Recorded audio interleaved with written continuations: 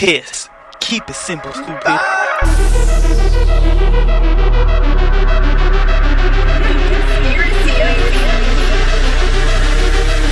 Hashtag look it up. Hashtag look it up. Hashtag look it up. What is this? Let's make deposits into the bank of knowledge. Welcome back to the Trebles Show. Ladies and gentlemen, boys and girls, I am Trebles Garcia, and I have an amazing episode lined up, so stay tuned. Guys, I want to thank the Lord for allowing me to be here today, and I want to thank every single one of you for allowing me to enter your space. If you're on YouTube watching us today, make sure you like, share, and subscribe, and if you haven't already done so, drop a 5-star review on Apple Podcasts and on Spotify. That allows other people to enjoy the show as much as I enjoy making it. Guys, remember, 15% off on Flavors of the Forest, the best garlic dust on everywhere. Not in town, but outside of town, because they make it in the jungle and it's straight from Bigfoot's feet himself. Make sure you guys put that on everything, on pizza, on spaghetti. I put it myself on hot Cheetos and on quesadillas and on tacos. It's amazing. Ladies and gentlemen, please check out Flavors of the Forest. Mad shout outs to everybody. Guys, do not forget that Liminal Trees, the book, is out now for only $10.99 on Amazon and $4 on Kindle. Do not go another day without noticing and recognizing patterns. Guys, it's not just about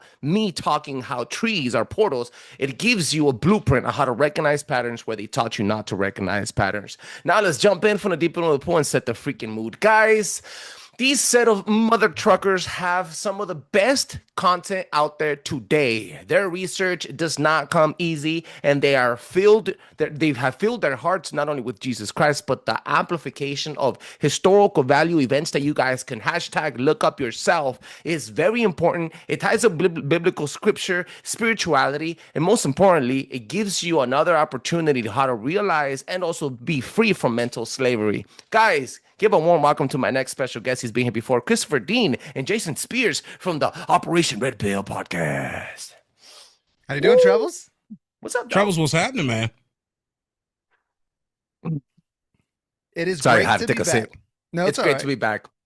Guys, this is the third time you guys have come, and every single time that you guys show up, you guys kill it, bro. You guys are not only performers, but the amount of information you guys freaking dump on a daily basis, it's freaking huge. I also saw that you guys are dropping more face-to-face content on Instagram. Let them know where they can find you, bro.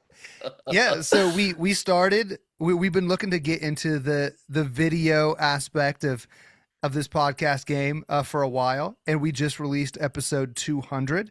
So we thought, you know what, this is a good landmark to change things up. So we're going to start releasing. We got 2 reels coming out every week to support the episodes, because we have an episode come out every Wednesday. So you can find our episode drops every Wednesday on Spotify, Apple Podcasts, Google Play, any place you get your podcast. You can find us on any of the social medias at ORP Podcast. So Instagram at ORP Podcast, Facebook at ORP Podcast. We recently started a TikTok and a YouTube. Those will be cool, trying to expand in a bunch of different directions. And we are talking about Bloodlines of the Illuminati today. So one of the best ways that you can get a hold of our content is through Patreon. Patreon.com/ORP Podcast. And you can see the litany // Thank you, sir.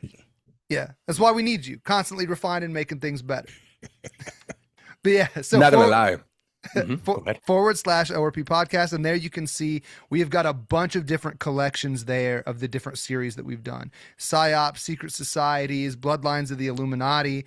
We're doing Satanic Holidays and Illuminati Power Centers this year, so that is a great place to sort through our catalog over there on Patreon. So, yo, I'm not gonna lie, some of the best content and the breakdown is beautiful, bro. I'm telling you guys, it's not just you guys. It's just not another podcast where people are regurgitating information. I'm telling you guys, these guys do the research. They take months to put these presentations together. So make sure you guys check them out. And you guys said you're on YouTube. I have something to say. The guys on YouTube, the people, the subscribers, the frequencies on YouTube are loyal, bro. They bring scarcity and culture onto every single episode. So guys, the engagement, please go on to their YouTube channel, subscribe, leave a comment, and like. That is the lifeline of our content creation. That is the lifeline of our episodes on YouTube. Don't do it on mine. Go ahead and back them up over there, guys. Please, ladies and gentlemen, we have This is the third time you guys show up to bring some information on Illuminati Bloodlines. The last time you guys were here, you spoke about DuPont. Dude, blew it out of the freaking water. One of the best episodes I've ever freaking had. And it's always fun to talk to you guys. Before we do any of that, bro, thank you from the bottom of my heart for sharing this moment with me. It takes not only time away from your family, away from your dues, from your errands, from work even sometimes, but you guys taking the time to come over here and speak with me, share this moment, share the platform, spill your guts with the information, share the moment and the information with my subscribers and the people that are watching at home. It's beautiful, bro. I thank you from the bottom of my heart. I'm telling you, behind this freaking mic, I'm a superhero. I get to live my dreams. I get to engage and resonate with the people that I love to speak with, people that share the same bond, the same mentality, the same habits, and the same train of thought. So thank you so much from the bottom of my heart for being here today, guys. Absolutely, man. It's our honor. Yeah, for sure. All right. So we spoke DuPont. We spoke Collins before in episode 1, the first time you guys were around. What are you guys bringing to the table today? Oh, yeah. Well, today you asked us to get into the Lees and the Onassis bloodlines, but for anyone new, we think it's really important. It's not enough to know just about these particular families, but you got to know you have to have a framework. You know, with so much going on in the world and all of these changes, we believe that one of the best ways to understand what's happening in the world is to have a framework that's able to integrate various aspects of the battle space that we're living in. So through years of research, filtered through a biblical lens and guided by the Holy Spirit, we have established a framework that encompasses the current detriments to society against a backdrop of the redemptive plan of Yeshua. And every major issue that we see in the world today, it's not an accident, nor does it function in isolation. Each problem we uncover actually connects to a larger, more sinister system of evil that we call the satanic control matrix. That right there is the $1 million phrase, right? Yeah, the satanic control matrix is really, for those who haven't heard of this idea or may not be familiar, new to the game, it's a comprehensive tactical methodology that's being enacted by the Confederated Forces of Darkness, which are focused on preempting and circumventing the return of Yeshua via the installation of the replacement Christ. So much of what we see going on today is literally geared at enthroning the Antichrist, the polytheistic Antichrist. And as such, you know, they have actually undertaken what I would consider to be a highly coordinated effort to strategically target key aspects of human society. And this is being done in order to gain maximum control over humanity, not only by subduing mankind, but also by strategically positioning all of us at a critical locale in the cosmic chessboard. And again, this is being done as part of a larger endgame strategy.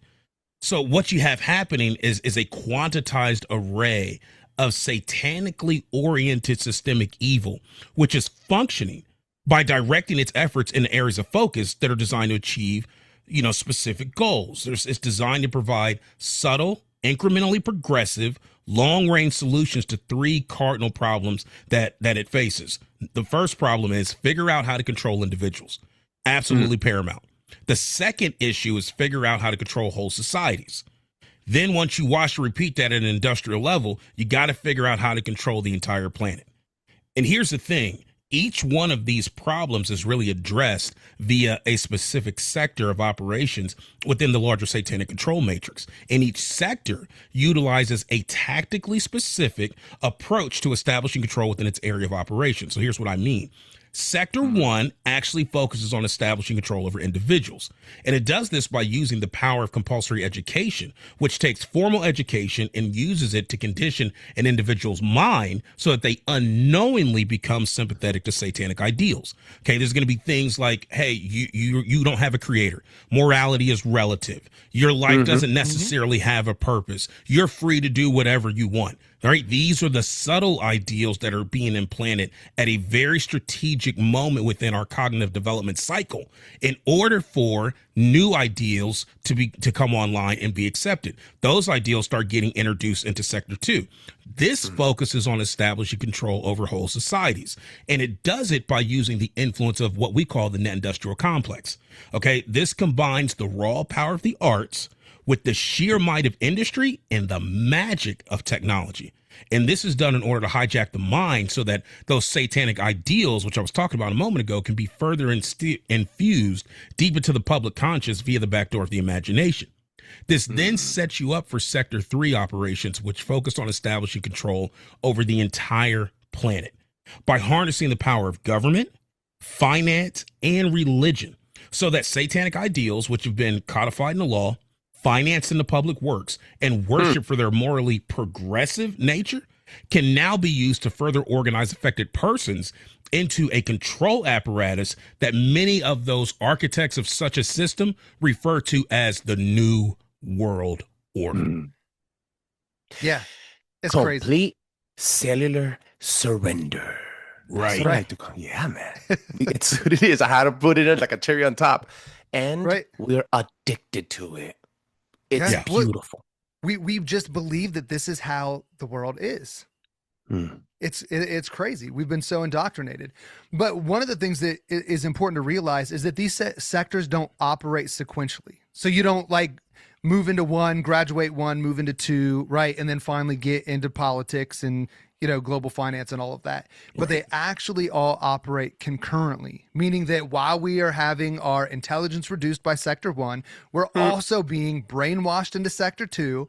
And all of that's happening while we're being governed by Sector 3 operations. They all work together. And if we were going to kind of step back and look at the satanic control matrix as a diagram running vertically through each one of these sectors, we would find key families or bloodlines of iniquity that have been established and maintained by the Illuminati, hence the name Bloodlines of the Illuminati, which is what we're here to talk about today. Now, I think to appreciate Illuminati bloodlines, it's important to draw out the idea of what the Illuminati actually is. A lot of people think Illuminati, they go right to the Bavarian sect of the Illuminati founded in 1776 by Adam Weishaupt, but that's really just a small branch, a subset of the larger Illuminati power or the Illuminati proper. So Britannica, if we look at this definition, Britannica.com says that Illuminati, it's the plural of the Latin word illuminatus, meaning enlightened. Members of these groups claim to be unusually enlightened with the light attributed to a higher source or to an exalted condition of human intelligence. So they're enlightened, they exhibit an exalted state of human intelligence or to a higher source of intelligence. And we know that in enlightenment periods around the world, it's not actually the light of the creator God, but it's the false light of Lucifer. And this is why Albert Pike, which is a high ranking and one of the most venerated Freemasons, says that the light of the Masonic Lodge is the light of Lucifer. We see the same thing if we look at the Statue of Liberty. It's, Liberty enlightens the world. Like we get this enlightenment idea, but it always traces back to the light of Lucifer, not of the creator God. So understanding that, we can see that the Illuminati are people who follow the false light of Lucifer, and it isn't an unorganized ragtag group of people, but rather it's a highly educated, well-organized machine that is in league with fallen celestial forces. It's not like they just woke up one day and decided, today we will rebel. No, these guys have strategically woken up every single day, planned for your demise. At the smallest level that you could ever even visualize or imagine. 1000%. I am right there with you. And it's important that we at least recognize when they're doing it to us, how they're doing it to us, so that we can stop or at least try to control where our 2 feet lay so that we can get closer to God and the Almighty Creator, because that's all that we really could do here at this moment right now. All right. Please continue. Take it over. Well, I think, it's really at this point that, some people might actually be wondering why bloodlines are even important. All right. A lot of us don't really live in a world where bloodlines are significant. We may know our family, we may know our family bloodline, but we don't even really talk in those type of terms. Right. And even our names here in the U.S. don't mean anything. Right. Right. They can be made up. They can be applied. It depends on what group of people you come from. Right. Right. There are some meanings to names, but it's not as significant as it is in cultures that understand the importance of bloodlines. Right. And if we go back, if we look at it not necessarily from a secular perspective, but from a biblical one, the Bible tells us that the life of a creature is actually in the blood. All right. On top of that, blessings and curses, promises, iniquity, sin, power, they're all connected to bloodlines. Even Jesus's bloodline is important. Being of the bloodline of Adam, which all humanity is, it ties us to the very concept of sin. Becoming heirs to Yeshua then connects us to salvation through the spilling of his blood. Mm-hmm. So, twice in the Old Testament, Yahuwah tells us that, he visits the iniquity of the fathers to the third and fourth generation. And if a generation is, roughly about 30 years, then this means that it could take at least 120 years for a bloodline's iniquity to reach its zenith. And this iniquity gives the spiritual forces greater access to their human emissaries. Now, due to Yahuwah's continued grace, the iniquity and occult power of these bloodlines have to be perpetually induced by higher and more perverse levels of intentional assault on his created order. And we're talking about these bloodlines, we mean the Illuminati bloodlines. Yes. Right. This is one of the ways that they maintain their power is through perverse acts of iniquity. This is where we get some of these reports of some of these atrocities, these types of tortures that people are going through in order to be, what's the word I'm looking for? Conditioned to accept the necessary level of demonic power that comes into people within those bloodlines. They need to undergo perversities. They need to undergo distortions. They need to undergo changes to their very structure, which is based on the law of reversal, reversing what the Creator God intended, and then using that as an apparatus to contain the necessary spiritual forces that can produce, working with Illuminati power centers, it can help funnel the seething powers of Lucifer out into society in order to affect the changes that the Illuminati wants to see happen. Yeah, and a good example of that, because they do this to themselves. So the Astors, which we're not going to get into to today, but they're the first on the list. They actually have a subset of their bloodline called the Cliveden sect or the Cliveden estate, where they use this particular grounds to use their descendants and ritually abuse them. Their own descendants. Their own descendants. So you get the mainline descendants assaulting, through SRA, satanic ritual abuse, and all this stuff, those of the Cliveden sect. And it just is this disgusting cycle of perversion and abuse. Trauma, DNA hacking, emotional disturbance, perversity, accusation, everything in their own bloodline so it could continue being potent. Correct me if I'm wrong. Exactly. 100%. And one of the great places to actually find this, because this sounds like absolutely crazy when you hear it, right? And this isn't even talking about what these mainline 13 satanic royal bloodlines are doing in society. This is just a preparatory process to get people inducted into the bloodline. Like typically when you're dealing with children, there's two types of children that get funneled into the Illuminati. There's children of the hierarchy, and then there's children that are expendable.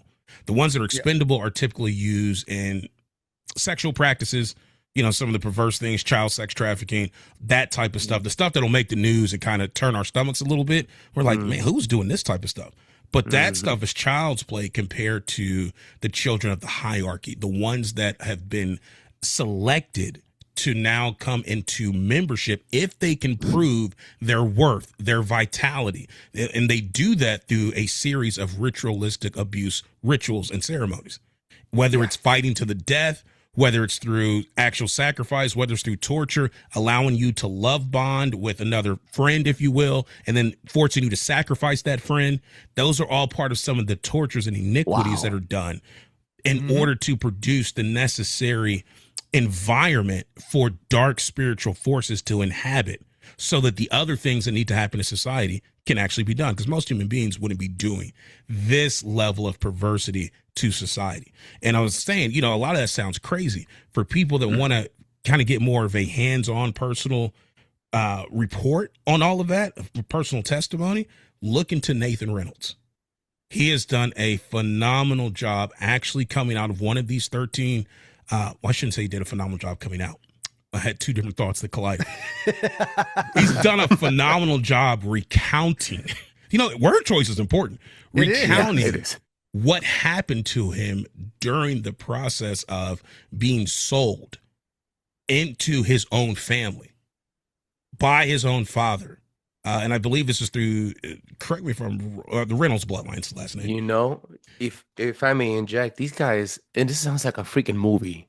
These people are not only genetically splicing themselves to look in a different way to make sure that the bloodline's clean enough, but then they come out, have their kids, and then they put them to through the highest levels of familia trauma so that they could continue to create what's next in the next generations, to have more victims and their bloodline to be thick enough with the power Right. to make it, just to bring it down to stupid terms, guys, because not all of us are as educated and well pronunciated like my two brothers over here. I'm still trying to follow Christopher's lead. His vocabularistics are amazing.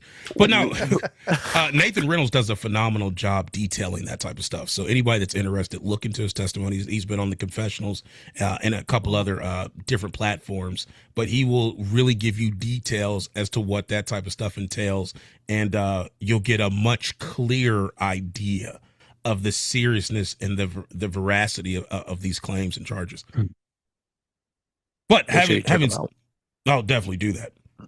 But, maintaining, like we were saying, maintaining these levels of iniquity is not only taxing on the Illuminati structure, it is taxing on the person that's being tortured and on the families.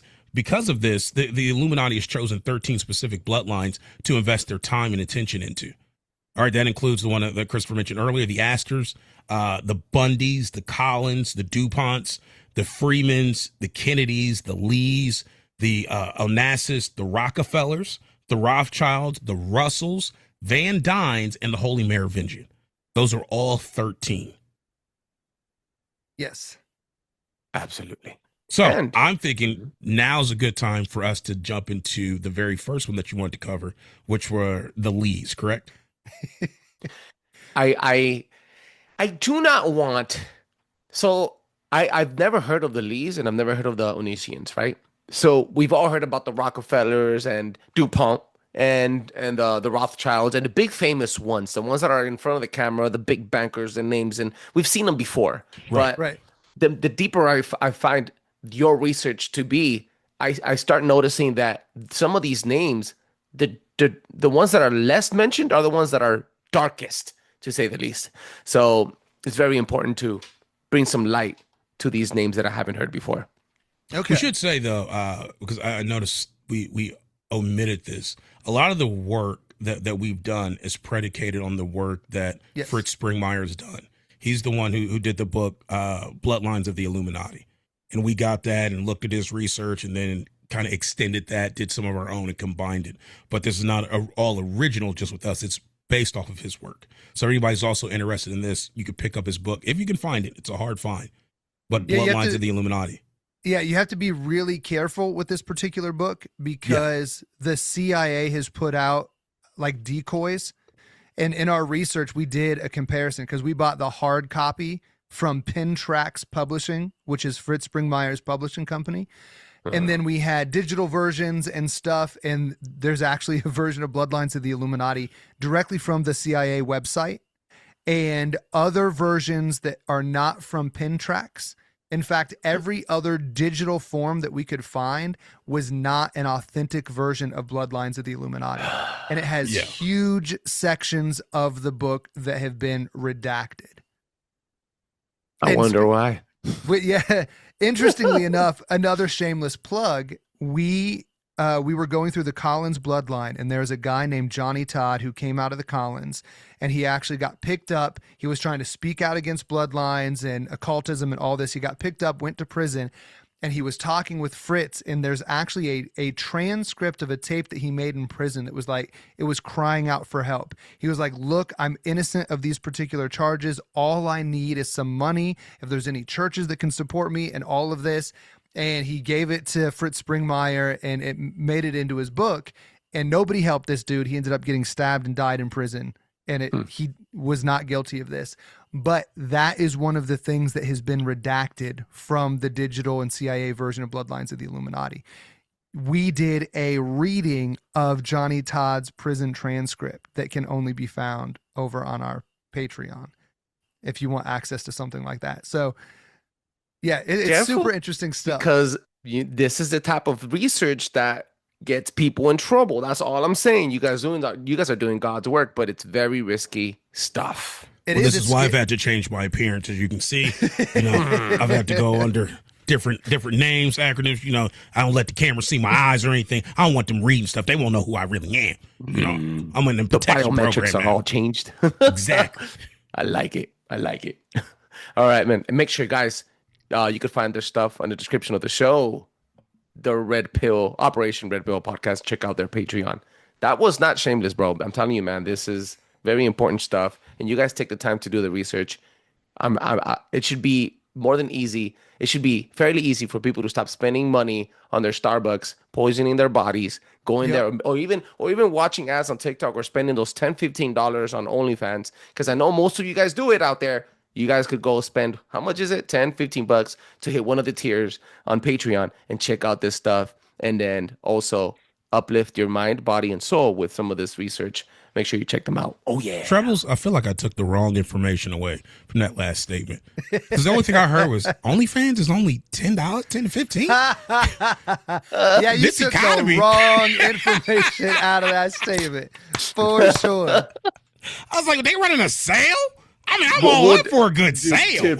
Depends on the creator. I'm just saying. Don't ask me how I know. That's Oh, snap. Here we great. go, guys. Yeah, Yo, so we'll get in first follow-up. to the Lees. I'm really excited. Hopefully we can rush through some of this, because I want to get into the Onassis, just to throw my co-host under the bus. Yeah, I know you can't wait for the Onassis. I hear you. That's all right. I'm gonna deal with it. But yeah, so we'll start with the Lees though. So the Lee is actually a Chinese bloodline, which is rare, because most of the bloodlines that we see are European or German descent, things like that. Mm-hmm. Yeah. But beyond just the fine tuning of martial arts on how to inflict damage from one human to another, the size, scope, and infiltration of secret groups run by the Lee bloodline actually led us to believe that they are the invisible muscle of Illuminati families. Now, just as an insertion here before we get deep into the Lee bloodline, the Lees spell their name L-I. There's a variation of it that's L-E-E. Mm-hmm. So keeping those two in mind, because phonetically they sound the same to the ear, but they're spelled differently.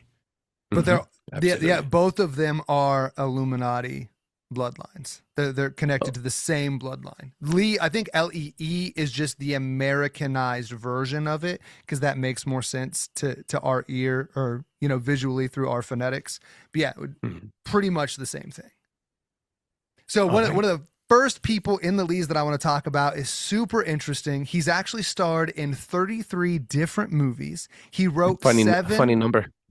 Exactly. 33 movies. He wrote 7 Hollywood films. Another interesting number. But he's had such an impact on cinema that even the likes of Tarantino have credited this person for their impact on Hollywood. And that would be none other than Bruce Lee. Yes. That guy. Interesting. That I thought you were going to say Chun-Li, but Bruce Lee's cool too. Bruce Lee. Yeah. It's interesting. So I don't even know where to take this first. I guess first we'll deal with how he impacted Hollywood. Before Bruce Lee came along, like if you look at some older movies, typically Eastern culture was not viewed in a very good light. Right? The Chinese From Western eyes. From the Western eyes in Hollywood, right? This is the impact on Hollywood. So it would be from a Western perspective. They were the servants. They were dumb. They weren't capable of very much, just a lower class of individual. So what Bruce Lee really brought to Hollywood, and interestingly enough, has impacted almost all of Western culture, is this awe and this admiration for Eastern culture, specifically through martial arts. Yeah. Right. We just think that anyone from Eastern descent automatically knows Kung Fu, or that's true. Not racist here. It's just something awesome. We add on to the amazing food you guys eat and the amazing. I'm not talking shit here. We're praising it. Right. No, it's great. But Isn't it's it crazy? interesting. You can go from like the universal dishwasher to universal bone breaker, Yeah. right? Because of the way we think. As soon as we see him before Bruce Lee, that's a dishwasher white out. I know. Right. I know dishwasher. Now you after Bruce Lee, you're like, so could you break my neck? Yes, I can. Right, Really? right. Can you do it right here, please? I mean, I like one. Real quick. Quick, hit my pressure points, please, really quick, just to feel. Yeah. You wake back up, you're like, he did it. I knew they all knew it. I knew all of them. That's awesome, bro. Yeah, it's kind of crazy. And what's really interesting to that is it's not just this idea of, and I think that probably people of Eastern cultures were unfairly represented prior to Bruce Lee, but his effort to change, because so he affected Hollywood, right? He made these movies that really presented Chinese and even Japanese, people from the East completely different. The father of propaganda, Edward Bernays, says that the American motion picture has the power to influence and to set the habits and the ideas of a nation. And that's exactly what happened through Bruce Lee's impact on Hollywood. Because it's not just how they were portrayed on film, but the entire culture now sees the Eastern way of life, the martial arts, and what most of us get hoodwinked into believing without really knowing it is Eastern mysticism. Many of these martial arts forms are linked to pagan gods, to spiritism, and all of this stuff. But now, because you're not a dishwasher, like you could kill everyone in the room. Wow. Now we appreciate it. Now we respect it. Now we're hey, I want some of that spiritism. I want some of that, pagan. If You saw what they did there, bro. They Yeah. normalized it. They sanitized it. They made it into a fandom. They fluffed it up for you. And now you're consuming it. And now you're practicing it. That's nuts, bro. Yeah. Oh, man. It's crazy. And I think that this is all part of, Jason, you won't be surprised to hear this word, syncretism. It is the big thing we're talking about this year because it's crazy. The Bible tells us that in Revelation 13, that the whole world is going to worship the beast, right? And you don't get there overnight. You don't get there accidentally. There has been a concerted effort since the Tower of Babel to merge all of these religions. And a lot of the things that we go through in our holiday series and our Illuminati Power Center series outline some of this stuff, this merging, the syncretism, because the idea is if we can just all coexist, right? There's a reason that is a modern movement. If we can coexist, then it makes it really easy to have a single entity at the head of everyone that they will then worship. Or, if I may add, what's something that all of these things, mythologies and religions from across the ages of human written history have in common? It's not Jesus. There's a million different faces, a million different names, a million different packages, a million different rituals, thousands of different ways to worship everybody else except for Jesus. And that's what makes them all exactly the same. You get what I'm saying? So you could look at it in many different ways. Even Kung Fu has over 1,000 different ways of fighting like different animals, right? And so forth and so forth. I agree with what you said. I would push back on one point, though. I wouldn't say they're exactly the same. I think God's genius at the Tower of Babel is that he confused the languages, which really confused the stories. So there is a lot of similarities in these stories, and that's important. But if you look at Egyptian mythology, they really thrive in like engineering and architecture, right? We get the pyramids, we get the Sphinx, we get the obelisk, like all of this stuff is coming out of Egypt. But then you go to Canaan and you get child sacrifice, right? You get things like sacred marriages, sacred harlotry, and all of this bloodiness that's happening. So the stories are very similar, but what the Confederated Forces of Darkness want is they want to combine the engineering genius of Egypt with the blood sacrifice of the Canaanites, and all of these others, the mysteries of Babylon. They have to combine all of these various pieces because the religion of Nimrod, the pagan religion, was shattered at Nimrod. At the Tower of Babel, and they've been trying to piece it back together ever since. And once they finally get it together, that's going to be the system that the Antichrist is the head of. Shut the front door, bro. Yeah, it gets deep. Do you think that this is why Down syndrome is on a rise? And let me connect it. I know it sounds retarded the way I just said that. But look. Okay. You said not only you, I've said this for countless of times. We are addicted to living forever, putting our consciousness into a new dimension, DNA hacking, from hormone therapy to I can't say because I'm on YouTube now, to the back stuff, right, that you put on your from the moment that you're born all the way till your teenagehood and out of high school, right? All the DNA hacking, all the DNA interruption, all the perversion of what you're made up of, the disconnection not only spiritually but mentally and then emotionally and morally from the Almighty Creator. Everything connects to. I forgot my train of thought. Wait. And then we see the rise of Down syndrome at the same time, adding to all of that stuff, because the last 25 to 35 years, we've seen so much Down syndrome come in. And we're like, okay, well, what's going to be the next evolution for humankind if we're all hard R, right? All our kids are becoming slower, but they're extremely smart, but they lack functions like speaking or like color blindness or different things that they can't do like regular folks can, right? So then that's the next step of evolution for humankind, and then we start accepting it, and we keep feeding our children's and our generations this stuff. Their kids are going to be even worse and even worse and then even worse, but then they all can communicate telepathically or have different talents that we don't have, right?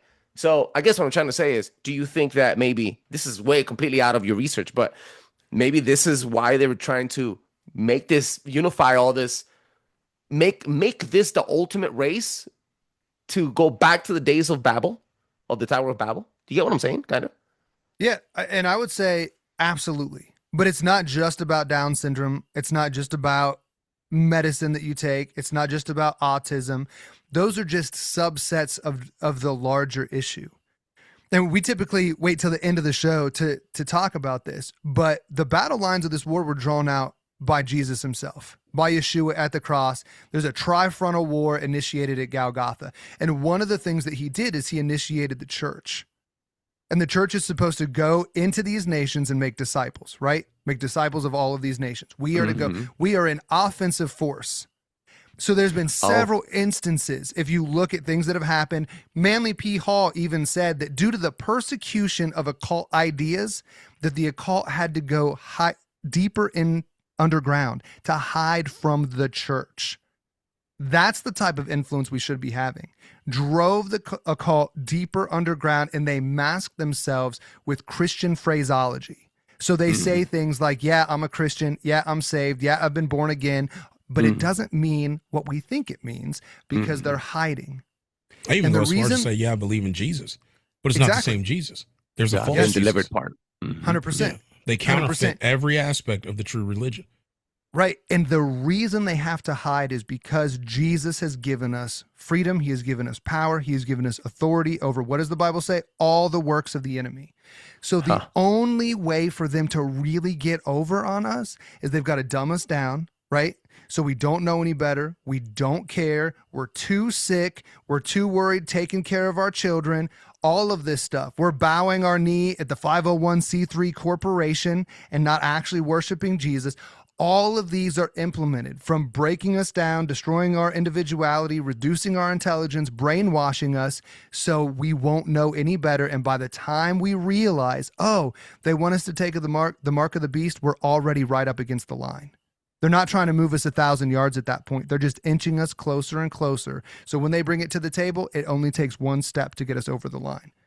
Every single thing that we see is working towards that, dumbing us down, disarming us, either intellectually or actually disarming us. All of that is part of this plan, because the ultimate goal, which the Bible already lets us know, is they need to get everyone so dumb, so sick, so hopeless that they will all worship a false Christ. It's the most plausible option. That's the trailer right there. Wow. Right? You're too tired. You're overworked. You haven't been paying attention. And it seems like the option that makes the most sense, right? You've been taught to be passive. You've been taught to be sensate. You're individualistic. You have this infantility to how we think. We've been programmed to actually live a hurried and busy lifestyle. We've lost the art of developing the inner self. You know, this is all what Dr. J.P. Moreland refers to as the empty self. And that's what this system really helps promote. It creates, when you're taking away a person's individuality, when you're detuning them so they don't think at the level that they were designed to, what you're really doing is creating a false shell of a person, right? An empty self, not the true self, not the one that God created, but this counterfeit self that then needs a system to rely on because it's not taught to rely on a creator God. All right, that's when you have consumerism that is built into a person's very structure. The consumerism needs a system in order to let it maintain and run in a consumeristic fashion, as opposed to being producers. Right, this is why you dumb down the intelligence. You take away the individuality, which affects the creativity. If you're not being creative, you're not going to find ingenious and ingenuitous ways to get out of the problems that are being put on you by the satanic control matrix. You're not going to be pairing up with the creator God in order to do that. So you need a system that can provide that for you. And that system is being built out by these bloodline families. In our, what's the word that I'm looking for? When you need something, in our desperation, am I pronouncing that wrong? In our desperation, we become resonating masochists. And we enjoy it. In our own pain, we build our own demise at the end. We make it easier for them and for the next generation. That's nuts. Yeah. Anyway, let's go back. That was deep and that was really dark. Let's get back to the light, bro. Let's get back to the light. All right, let's go back to... Bruce Lee's impact on Hollywood is, again, one of these aspects of conditioning all of society. So that's important. But the Lees go back way further. So most of the bloodlines that we talk about, just because of how we understand it from a Western perspective, through surnames, right? They're bloodlines of the Illuminati, which the blood actually is iniquitous bloodlines that show up before Adam in the garden, which is a whole other episode unto itself. But the way that we understand bloodlines today is through surnames, right? Like we say, the Astors, the Bundys, the Collins. But surnames didn't really start gaining traction until like the 15 and 1600s. So it's a relatively new technology that we see. So most of these names we can only track back until, 1500s. About that time. The Lees, on the other hand, they go back way, way earlier, hundreds and hundreds of years before that, because the surnames in the Chinese culture have been used way longer. And their culture is one of the oldest ones in the world. Right. Like they are an old civilization. They are. Exactly. So the first Lee that we have record of is Li Si, and he's one of the most prominent figures in Chinese history. Li Si helped construct the earliest version of the Great Wall of China. So he had his hand at that. So what he actually did is he connected a bunch of older walls. And these older walls were actually built by Alexander the Great. Shut the front door, bro. Yeah. But so you gotta ask, I don't know why. Why did Alexander the Great build these huge walls? Because I don't think it was just to keep average sized folk like Christopher and I out. Right. Well, they say that I'm above average height. You know what? And you are redheaded, so you are redheaded too. You right. Said this before. I take personal offense to these walls. Who is this Alexander, and what makes him something great? Trump still hasn't done yet. I'm just saying. But yeah, funny. So Alexander the Great was actually I believe that he was a demigod. Most of the depictions of him, he actually has horns. and he was the son of a god who also had horns, right? So there's this idea that the legends and paganism actually tie in, and coincidentally, no one has ever actually found his body to know for sure. But we know the Alexander Bible, the Great. yeah, Wasn't he an April peeper? I think he was an April peeper, or what spring peeper? I think he was a spring peeper. I heard many spring peeping stories. It's an inside joke. I had to bring it back. That's funny. That's funny. But yeah, so he actually, he's functioning in a time where there's a lot more Nephilim activity happening in the mainstream, especially if he's walking around, sprouting horns. May I ask a question? Just because you ahead. guys are so knowledgeable and historical on this, how big was Christianity during Alexander the Great lifetime? During his era? Christianity did not exist at all in the time of Alexander the Great. Alexander So- the Great is BC, so Christianity didn't show up on the scene until Anno Domini, which is in the year of our Lord. And then you said that once Jesus established the church, then the occult needed to become more occulted in the darkest of the shadows, right? They needed to go back, be more occultic, if anything. So there could be a big chance, a big chance that he was involved with the Nephilim folk for sure. Oh, absolutely. And he built these giant walls across China. And a lot of people believe that it was because he was trying to keep out other Nephilim from his region. That's the level of warfare that's going on. So he built a bunch of these giant walls. They never got completed. Like they filled in valleys and stuff, but they never got completed. So Li Si, this Illuminati bloodline guy, shows up. Super important. Like I think he's a advisor to the emperor, first emperor that unified China or something crazy like that. And he then set forth the work to combine all of Alexander the Great's sections of walls, and that has become the Great Wall of China that we understand today. Very historical. I love that. That's something I did not know. Look at that, man. Hashtag look it up. Ladies and gentlemen, make sure you check more of their stuff out. That is amazing. Keep going, bro. The Lees. And if you're looking it up, Li Si is Lisi, if you want to search him up specifically. That's right. I would have looked SEE, but I'm from the West, so that's why. You're different than me. I would have looked CEE. What can you do? SEA. Like there's There are different variations. I don't know what he went by. You know what I mean? True. Mm-hmm. That's true. That's true. Different variations. But spelling is important, and so is pronunciation, guys. Please continue with the Lee stuff. I love it. We try with the pronunciation, but no promises. Anyway, another thing that puts the Lees on the board as an Illuminati bloodline is a bunch of the elders of the triads come from the Lee bloodline. So in a very big way, the Lees manage the triads.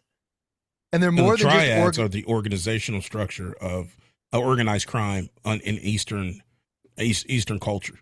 Like the Black Axe gang and stuff like this back then in China, the big famous triad and Yeah. And there's been a lot of splintering that's happened. But the basic structure and a lot of they were so big and they came before a lot of like the mafia and things like that in modern day. They kind of set the tone. Gary Wayne actually talks about the celestial mafia, that the hierarchy that we see within organized crime is actually a re-envisioning of the hierarchy of fallen angels and demons and cryptids, which is super interesting because if you've heard of Alice Bailey, she's the founder of the New Age movement, Lucis Trust, connected to the United Nations and all of that. She put together a 10-point charter on things that needed to happen to bring in the New World Order. And this New World Order would usher in the New Age, which is why it's called the New Age movement, and their god Maitreya, all of this stuff. But the book that all this information comes from is called Externalization of the Hierarchy. Which is going to go over a lot of people's heads. But essentially what she's talking about is she's talking about these ascended masters, these celestial beings who have a hierarchy of how they function outside of the physical realm. And the externalization of that hierarchy is making the hierarchy of the spiritual realm actuated in the physical realm. It's exactly what organized crime does, but the New Age Wow. movement wants to make it worldwide. Wow. It's Look at that. crazy stuff. Yeah. So the triads are some of the first like super organized crime and occult institutions. So they're called triads because it's this triune harmony, heaven, earth, and humanity, which is super, Perversion of the trilogy again. yeah, Look at yeah, that. exactly. Mhm, But it's mhm. dealing with heaven. So like Satan is the god of the air, right? The earth, which man has dominion of, and humanity. So there's really this idea of contractual obligation built into even the idea of the triads. They're not Wow. a secular organization, they're a religious one. Mm. And the hand signs, symbols, code words, like a lot of the stuff that you see functioning today has trickled down from the triads. Gestures and magic rituals, symbolic symbols. Right. And even though they're super old, like they aren't that far like decayed in our past. So the Kowloon walled city in Hong Kong, it became a triad stronghold. And by the 1980s, so this is when I was born, triad membership in Hong Kong was estimated to be about 100,000 members. 100,000 triads in a single city. That's crazy.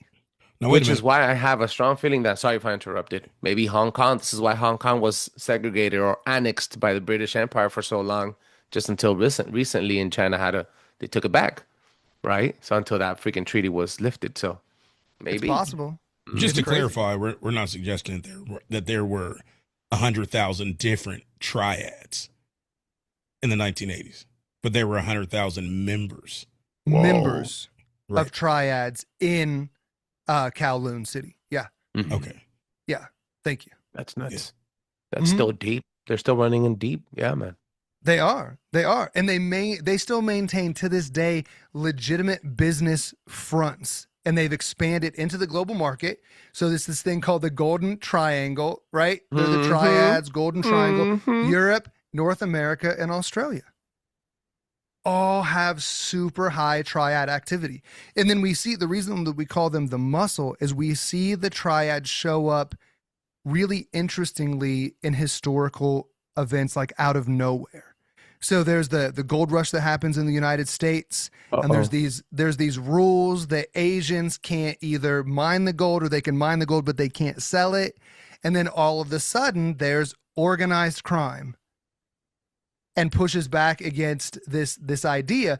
So there's several instances, and if you go in and listen to the full episode on the Lees, we get into a little bit more of it. But they seem to be the muscle. So when the other bloodlines don't want to get their hands dirty, because we're dealing with like aristocrats, we're dealing with advisors, like shipping companies and things like that. You can't have mass amounts of blood publicly on your hands. So you've got to have a group of people that are willing to do the dirty work.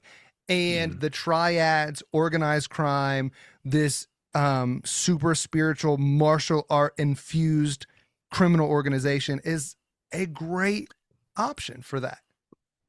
Reminds me of the movie John Wick. You guys ever seen it? At least the first one? Yes. A couple yes. times. A couple of times. So A a couple couple times. It's a really good movie. The first one's my favorite. Again, connected to these secret assassins. There's Assassin's Creed, if you must call it something, right? It's very important. I like it. I like the theory. I like it. Make sure, guys, to check out their Patreon for the rest of the information on the Lee dynasty. Oh, yeah. I do have one more, just another example of how they're connected. One of the richest Lees today is Sir Li Ka-shing. And I partially think he made this name up. I'm not denigrating Ka-shing, Eastern Ka-shing, culture, baby. but Ka-shing, yeah, exactly. I Exactly. had to go. I had Yeah. to do it. So- I seen Jason laughing. I was like, I'm going to do it, bro. I'm going to say it. That's it. Lee, it should be Ka-shing Ka-shing. They should name him twice, right? But he's a Hong Kong billionaire, business magnate, investor, philanthropist. He Jason's still laughing. Jason, are you gonna be all right? You said name him twice. Yeah. Kashing, kashing.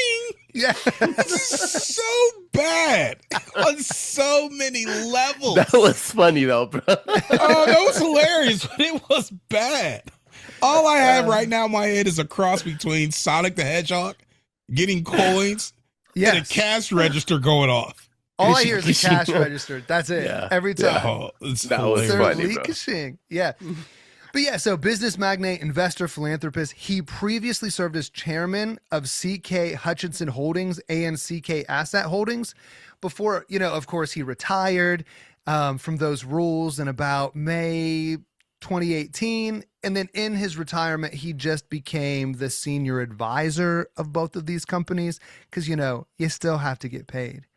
But he's an investor, developer, and operator of the largest health and beauty retailer in Asia and Europe. And in the March 2024 Forbes list of the richest people in the world, Li Ka-shing was ranked at 38th with a net worth of $37.3 billion. The man is so rich, they had to name him twice. In that same year, correct me if I'm wrong, hashtag look it up. You said 2014. It might be the same year. El Chapo was also in the world's 100 richest men in the world. And who is he? Cartel leader. Just saying, guys. I'm just saying. There's 2024, connections. right? Yeah, I said 2024 though. Oh, I think fucking 2014. Sorry. It is what it is. I No, it's all right. miscalculated, but still, very important. Kashing. So we did an hour. And I don't want to go home. Well, I'm home, but I don't want to put everybody to rest without talking at least a little bit about the Onesians. Hopefully I'm not mispronouncing that. But look. Onassis. Do you guys want to rock it for another 25 minutes? And you think you got it in you? We could slingshot this one, Hail Mary it? Yeah, I think we'll be sure. all right. Yeah, we can do that. This is Christopher's bread and butter, man. This is what he's been waiting for, is to get into the Onassis. It's not even that I know that much about the Onassis bloodline. It's your connection to it, Jason. Yeah, I just like you. It's So gonna much. personalize. This is personal. We're gonna go on a quick half break here, guys. I want to remind you guys that this is a passion project, guys. I spend more money than what I make, and you know why I'm telling you guys that? Because I want you guys to know that I love genuinely doing this for the freaking sport. Thankfully, we have been growing our audience, growing with the book sales, and also networking. So, guys, thank you so much for being the bloodline of what we do here on YouTube and on all social media platforms, and also on Instagram and on the podcasting platforms. Guys, do not go to sleep tonight without checking out their Patreon, listening and freaking commenting on their YouTube channel. This is very important because I want to back them up 100% with everything I got, because YouTube is where it's at, guys. So congratulations, guys, on opening on your YouTube channel, and also the freaking FaceTime interaction on Instagram is extremely important. I'm really happy that you guys are taking the time to do that. Guys, let them know one more time where they can find you for the halftime show. Oh, yeah. You can reach us at all of the social media major one, at least Facebook and Instagram, I'll say. And our handle is at ORP Podcast. You can get on our website at orppodcast.com. And of course, we're also now reaching out on TikTok and YouTube with the same handle at ORP Podcast. So a lot of different ways to get a hold of us. If you want to email us, maybe a little more old fashioned, we got you covered there. Hit us up at letstalk@orppodcast.com, and we'll definitely get back to you. Yeah. That's right. Hashtag look it up. Operation Redpill. Wait, okay, so jump in it. How is Jason Spears in the Boule Society or secretly in the elite? Let me know, bro. Well, You no, can't trust he's anything not Christopher says. He has a red beard. He's half Nephilim, according to some statistics. So, personally, there's a wall between the two of us. Okay. And he's just building it brick by brick, bigger and bigger. Because everything he's about to say is a lie. Let me be clear before we go into the Onassis. Jason is not a part of any secret society or institution That I can legally talk about. at all that I'm aware of. So if you are, then I know nothing about it. But it just so happens that when it comes to the Onassis bloodline, due to some unfortunate personal choices of Jason's, he became more intimately acquainted with this particular bloodline and people that are in it than he could have ever accounted for. But we'll get into that here in a little bit. So, Trebles, when I say that I highly dislike Christopher, I mean it. Okay. In fact, I'm not even going to let him wait to the end where he wants to introduce this? I'm No, gonna just you're tell you not what gonna let me happened. wait. I set Nope. it up so good. Yeah, I and you're gonna steal know. it from me? I'm taking all of this away from you just because All you want right. to throw me under the bus. All right, Christopher is in the middle of doing some expert research on the Onassis. And I gotta say it that way because I wasn't sure how to pronounce the name. You know, when you add a plural onto it, like the Bundys, the Collins, the Kennedys, when you get to Onassis. So it became Onassis for me. That was my first mistake. Because then I wanted to kind of look up and find out, was I pronunciating it right? And I wasn't. Okay. But we got to talking about something very, very problematic that happened with Jacqueline Kennedy Onassis. Okay. Her, you call it her spouse. Okay. I think a better term would be her handler. Yep. Was caught up in actually facilitating a photo shoot of her in the nude without her awareness or permission. Okay, facilitate this yacht that was off the coast while she was out sunbathing, took some very, very provocative photos of her, sold it to a magazine, it got published. Very, very shaming for her. Okay, now Christopher's talking about this while we're doing the research. And I'm thinking to myself, episode. Oh, this is true. We're actually in the middle of recording the episode. And I'm thinking to myself, there's no way this stuff happened. Like, this really happened? I'm from the digital age. Hey, I'm also from Missouri. You got to show me. So I hit Google real quick. Jacqueline Kennedy Onassis nude photos. Because I don't think this really happened. And then I hit look it up. Hashtag don't look it up. Hashtag you will be scarred. Hashtag I regret to this day finding out where Lil Bobby Kennedy was from. Okay, Lil Jaja, I seen his former home. I can't unsee it. They really took nude photos. So we're in the middle of doing this recording, and all of a sudden my face just drops. And Christopher was like, what in the world just happened? And I was like, I unfortunately looked up these photos you was talking about. I wasn't trying to search for nude photos. I was trying to expect like an article or something, right? That was like, yes, Jacqueline Kennedy actually did have nude photographs taken of her and sold to this magazine. That's what I was expecting. I wasn't expecting Google Images to be like, here you go. I didn't have to subscribe to OnlyFans. Nothing. It was just like free out there in the internet verse. So I have been scarred for life. Anytime I hear the name Onassis, it's a flashback. All I see is, I don't want to say what I see. What I see. That's called a traumatic experience. That's what it is. Yeah. I find myself wanting to grab hedge clippers. I don't know why. It's a traumatic response. The look on his face, I had to go back in the video and I took a screenshot, and it was his like contact picture for the longest time, because I've never, in the 10 plus years Now of I know friendship- why Jason hates you. Thank you. Now you understand. Precisely. I'm really a nice guy. I'm just best friends with a meanie. Yeah, that was rude. Hold on. I Didn't would've done tell the me. same. Didn't tell me. I happened to be Ooh, even around him. worse. Yeah, it was like one of those moments like, hey, man, can you dial my phone and see where it's at? Yeah, I got you, bro. Calls my phone, but I look on his phone. I'm like, what is that? Oh, this? Oh, this is a picture I got of you. That's no picture I've ever published before. Where'd you get this picture, Christopher? You remember that Onassis episode? I just, somehow somebody emailed me a screenshot. Somebody emailed you a screenshot, did they? Sure, bro. Yeah, went back and searched it out and was like, oh, this is great. I'll make this his photo. So every time he calls, this is what I see. His most embarrassing moment. You don't understand how petrified I was. It was terrible. I'm surprised he got you without the glasses, because a lot of the freaking things that you're seeing right now, like your screen is on your glasses. So that probably could have been zoomable and people could have seen what you were seeing. So, very cool stuff. Anyway, that was messed up. Anyway, getting into the Onassis. In our research, we found that the Onassis function as the transporters for the Illuminati. So while alive, this guy named Aristotle Onassis was considered one of the most powerful men in the world. And not only did he have his own fleet of ships, but he also ran one of the largest shipping institutions until he died in 1975.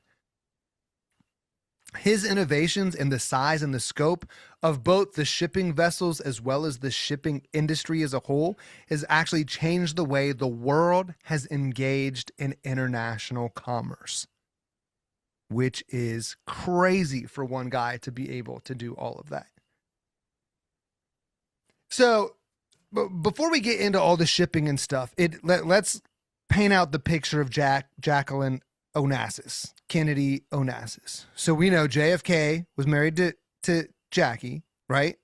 JFK gets assassinated. Jackie ends up sleeping with his brother, and then he gets assassinated. And then she kind of freaks out. Yeah. That's some dangerous snatch right there. Yeah, real dangerous. If I heard that, I wouldn't be asking her on my yacht, right? I'd be saying, I need a bouncer, and she's not allowed anywhere near me. But at this time, Aristotle Onassis, millionaire, he's got this super fancy yacht that it's crazy. Whale foreskin leather. That's the level of money that this guy is rolling with. Is this where the whale foreskins comes from? This is where the whale foreskins come from. Yes. Wait, that's the name of the yacht? What? No, I can't remember the name of the yacht offhand, but one of the things that it featured was I think the bar stools. All of the bar stools on his yacht were covered with whale foreskin leather. Shut the front door, bro. Who does this? You Why gotta would slow you down sit here on on it? this. And you gotta really picture the logistics of it. Yeah. Right? Now you out there, you in the middle of North Atlantic. Hey, Bob, what we out here for? So you got ocean spray hitting you in the face. You know, what are we doing? Hey, man, we got to get these humpbacks. What for? Got to get these whale foreskins. I'm sorry, what? I thought we was out here doing other stuff. Nah, man. Onassis has actually made sure he chartered this whole trip so that we can get foreskin. How do you get whale foreskins? As far as I understand, I've watched a lot of Shark Week and a little bit of Discovery Channel. Most of that stuff stays That's nuts. I'm saying because most of it stays inside the whale, right? They're sleek, they're streamlined. It's not dragging out there, right? Creating all sorts of. It's not like a towed sonar array. It's just you can just go behind the whale and do a quick Jewish chip and get it circumcised real quick and take it back to the ship. Right. It's not like that. So to this day, I can't figure out the mechanics. How did you get one, let alone enough? Maybe one of them covers 6 bar stools. I don't know. But if you got one, how you got it is beyond me. Then you got to figure out the process to turn whale penis foreskin into leather. Because it's got to be a little trial and error, right? Because I'm sure it's not the same. Sit on it, bro. So you could sit on it while you drink mimosas. Right. Wait. As a means of luxury. And just so you know, I did some more research. This is before I got into Jackie's situation, okay? This was leading up to it. I was like, there's no way this is a real thing. I did research on whale foreskin leather. They have a vehicle, I think it's a SUV in Russia, that they were selling this as a luxury package. That the interior, right, the upholstery was whale foreskin leather. Yeah. Crazy. Do you understand how crazy that is as far as just, decadence, if you will? Opulence is probably the better word. That type of lifestyle, I was watching a little documentary the other day on Melania Trump, and they went inside Trump Tower, and they opened up a door, and the door looked like solid gold. And I was like, that is a statement. When you have enough money to afford enough gold that you either build a door out of it or you plate the door in gold. Either way, that's something ritualistic. That says something. Even if it ain't ritualistic, it makes a statement. When you go into, I ain't never touched a gold door before. I don't know how they swing. I don't know how balanced it is. Like you walk into a place like that. I'm not saying they got this, but just put it on this level. You walk into a place, it's got gold doors. You swing past, you open the gold door. You're like, that's really balanced. That swings real well. You get the swift hint of gold. The scent of it as it goes past your nose. Oh, yeah. Man, that smell like 24 karat. That white gold or rose gold? That kind of smell like white gold. Swing past you, walk inside. They go, hey, would you like a drink? Well, sure. What do you have to drink? Oh, we've got some very exotic stuff. We got like 1762 stuff. But why don't you take a seat at the bar? Right? You sit on the bar. You're like, hey, this feels like luxury. What is I'm sitting in? Oh, that right there? That's 12-year-old whale foreskin. You don't know which word in that sentence to cause you the most concern. Right? I don't know where your mind goes first. 12-year-old? Whale or foreskin? that's gonna bother me. But I tell you what I'm doing. I'm not sitting.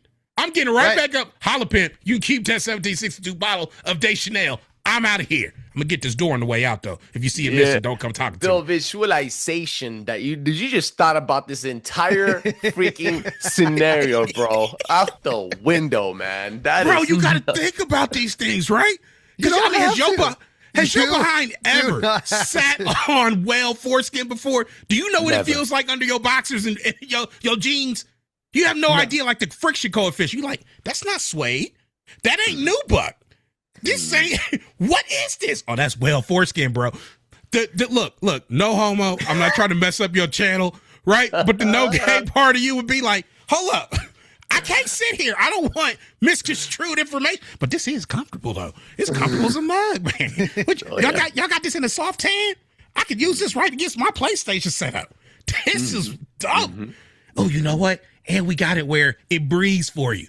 You know, we got the heated version, temperature control, right? Temperature control. Am I picking up a hint of sea salt off of that? It's fresh. Oh my God! We got it last week, right? I was like, who does this just as a flex? Right. This is crazy. This is a totally different level of rich. It is 1000%. Right, and then when it got to turn this back to the bloodlines. It's a crazy idea when it's well foreskin for luxury. The reality is these bloodlines are used to trafficking in textiles that are sourced from exotic and often immoral places. Like one of the crazy things we found in our research is that one of the things they like to do is actually make apparel out of human skin, especially that from the children that have been sacrificed. This is getting like very high up in the Illuminati. When you start doing that, well, foreskin ain't nothing. It ain't crap. Right? You still messing with the foreskins of the whales? Right? We got 12-year-old baby foreskins. We putting that into the makeup. Right? That way folk like the Bullocks can spray it on there and make sure it's all nice. You know, Sandra said she did that. On live television. Yeah. Right. I'm not trying to make up or denigrate her names when she said she did. Right. You know, that's her. That's the way her speed gets down. When you start realizing that this is stuff that people do, this type of crazy stuff doesn't seem as, nuts, deep, as crazy and far-fetched. Right. And this stuff is really happening. Not just the whale foreskins, but the other crazy stuff. Yeah. It's really going down. The name of the yacht, Spring Peeper. You know what? I believe it. Yeah, it would not surprise me. Because, Onassis was a womanizer. So he was actually sleeping with Jackie Kennedy's sister when Jackie was, suffering all of the loss of everyone that she slept with in the States was getting it, right? So she freaked out. She thought that, they're coming for me next or they're coming for my children. I just have to get away. So Aristotle Onassis, he talks to Jackie's sister, who he's intimately connected with, and says, hey, why don't you go get your sister, tell her to come out on the yacht. I'll give her some privacy. She can just reset. She'll be safe here until, she can get back on her feet and all of that. So, sister's like, cool, that sounds great. So she goes and she gets Jackie, brings Jackie on the yacht. Aristotle Onassis almost immediately breaks up with Jackie's sister, starts sleeping with Jackie. They end up getting married. And this is the same dude. He's like, I will offer you privacy and quiet so you can mourn. And he's the one who hired the paparazzi to take nude photos of his wife on his private island. But they took it out at sea. Okay, that she was able to maintain her privacy. It was quiet. They didn't make a big flash or anything. Okay, the man daggone near kept his word. He just happened to sell it to a very well-known magazine that got published. That's all. Right. Oops. Some mistakes happen, baby. It was the wrong thumb drive. Yeah. Yeah, it's crazy. It is. It is. So the way that Onassis got his fortune going is he started shipping. He's from Greece. It's this really weird thing. There's a bunch of small families in Greece that like all of them are shipping magnates. I don't know where they got the ships, what families they came from, But like Aristotle's family, another woman that he was sleeping with, her dad had a bunch of ships, and then like Aristotle's arch nemesis, all from Greece, all rival global shipping companies. Seems a little suspicious, but this goes on. So Aristotle actually starts shipping tobacco and narcotics. It's supposed to be tobacco, but narcotics are hid in there a little bit so he can, make some extra money. And this ends up, he ends up working as a shipping company. He works for a telephone company, and he stays after hours and listens to all of these phone calls that are going through. So he gets all the secrets that are going on, and people that don't know their calls are being, this is before like the surveillance state that we live in now, that every text message and phone call is recorded, and there's probably 17, 18 security agencies listening to this podcast right now. 17 for sure. 17, right. So this wasn't the case back in the day. I'm not to interrupt. Yeah. You said that they were all shipping magnates. It's funny that you mentioned that, because you said something about how there's a lot of these rich folks that are shipping magnates that come from Greece. And just recently I found out that pedophilia is legal in a sense. It's a form of disability in Greece. So it would make sense that some of these shipping companies are shipping children back and forth and or harvesting, these things. Yeah. So then that makes more sense than you might realize. One of our listeners, John in Alabama, he was actually telling us how a lot of the times what you hear in the news is a cover for what actually is. And one of the things that we were like, what do you mean by that? He said, well, you hear a lot about this whole pipeline thing, right? It's like, yeah, you think pipeline is just oil. He said it's not. Pipeline is trafficking anything, just like the highway system is designed to move goods. Those goods can be people. It's like pipelines actually move people as well. So when we're talking about opening these pipelines, shipping lines, trucking lines, transit lines, trains, all of that type of stuff, it's not just what we see on the surface. I think there's a special categorized commodity code, because I used to do export for HTS and commodity codes for goods. That come labeled specifically with different weight options, weight tiers, so that when they're traveling in our roads and they have to go weight checking, it's different. I'm just saying, I'm just connecting the patterns here. There might be a reason why they're taxed differently, and there might be a reason why some of these magnates in Greece are so rich and they're centered there, and their businesses are local there and established there because it's legal in different ways to transport or be one of these sects of people, right?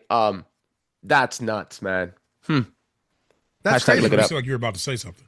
Well, I was, because it's blowing my mind, because specifically we know that like the oil pipeline or whatever is code for moving humans. But that's what Aristotle Onassis, that's when his company went big, is when they started shipping oil. That's crazy. Because there's this. Go ahead. Yeah. No, my mind is blowing, because there was this whole idea. This is super fascinating. This whole idea amongst the shipping magnates at the time that somebody was going to have to rebuild the world after World War II. Somebody was going to have to be involved. And the idea was that the United States was going to rebuild the entire world through international shipping. Like that was, they knew that this was going to happen. So I had never even considered that it wasn't exactly shipping what they told us they were shipping. Yo, on the way out of this beautiful show, this is where we're going to leave it on a cliffhanger, guys. I'm going to read this real quick. Greek disability groups expressed anger Monday at a government decision to expand a list of state-recognized disability categories to include pedophiles, exhibitionists, and kleptomaniacs. The National Confederation of Disabled People called the action incomprehensible and said that pedophiles are now awarded a higher government disability pay than some people who receive organ transplants. Hashtag look it up. Ladies and gentlemen, boys and girls, this is the Treble Show. Make sure you check out Christopher Dean and Jason Spears on Operation Redpill. Ladies and gentlemen, guys, let them know one more time where they can find you. So you can find us at our home site at orppodcast.com. You can find our merch at orppodcast.shop. You can find us on our social media platforms at ORP Podcast. And you can find us at our Patreon, where you can get the most comprehensive breakdown and collections of all the series that we've done. Patreon.com/ORP Podcast. It was an absolute freaking banger of an episode. I thank you from the deepest and coldest, wettest corners of my heart, bro. For you guys knocked it out of the park. It was fun. It was entertaining. It was informational, and that left you guys on a cliffhanger. Ladies and gentlemen, boys and girls, do not forget to drop a 5-star review on Apple Podcast and on Spotify. That allows other people to enjoy the show as much as I enjoy making it. Guys, like I always say at the end of these shows, be humble, but don't you dare be invisible. Peace. Woo! That was a freaking